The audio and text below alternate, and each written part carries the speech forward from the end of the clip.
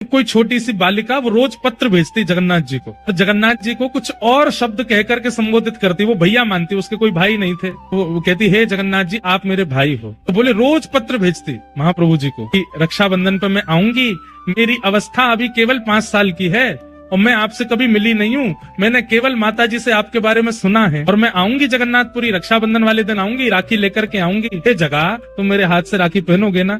ऐसे बोले महाराज जी। वो रोज पत्र भेजती थी और हर पत्र में दिन लिखती थी, अब रक्षाबंधन में इतने दिन और रह गए, इतने दिन और रह गए, इतने दिन और रह गए। बोले मैंने वो पत्र पढ़े और पत्र पढ़ करके उनको पत्र वापस भेजा उसके निवास पे कि मैं मंदिर का ही एक अधिकारी पत्र लिख रहा हूँ, मैंने तुम्हारे सारे पत्र पढ़े और सब जगन्नाथ जी को अर्पित किए, रक्षाबंधन वाले दिन तुम आ जाना और मेरा दफ्तर यहाँ है, मेरे दफ्तर पे आके अपना नाम बता देना, फिर मैं तुम्हारा हाथ पकड़ के लेके जाऊंगा और महाप्रभु जगन्नाथ जी को राखी पहनवाऊंगा।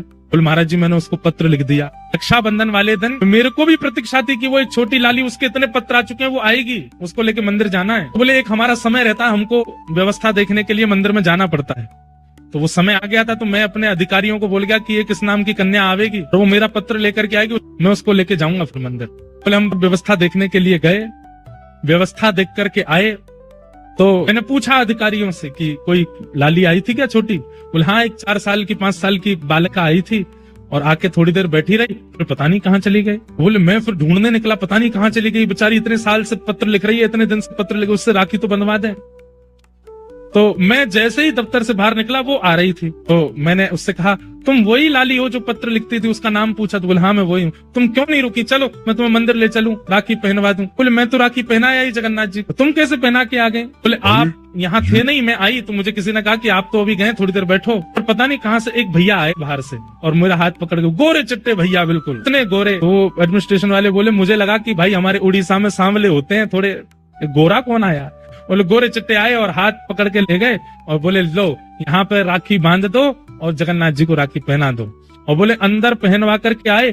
महाराज जी आश्चर्य की बात ये थी कि मेरे मंदिर से निकलते और मेरे लौटने तक इतनी देर कपाट बंद थे, महाप्रभु जी के जगन्नाथ जी के दर्शन हो ही नहीं रहे थे, फिर वो राखी कैसे पहना के आई भीतर? मैंने उससे पूछा तुमने राखी पहनाई, जगन्नाथ जी को देखा? बोले हाँ। मैंने कहा मुझे दिखाओ कहाँ बांध के आई हो? वो बोले भीतर लेके गई और द्वार के पास ही एक स्थान पर जहाँ पे बंद बनाया जाता भीतर लोग ना जाएं, वहां राखी पहना करके आई। कपाट बंद थे, वो भीतर कैसे गई? बोले गोरे गोरे भैया लेके गए। तो फिर मन में भाव आया कि श्री बलभद्र जी आए और आकर के लाली को लेके गए, बोले जगन्नाथ जी को राखी पहना दे। आज भी एक नहीं अनेक लीलाएं मैंने सुनी है, आज भी महाप्रभु जगन्नाथ जी करते हैं।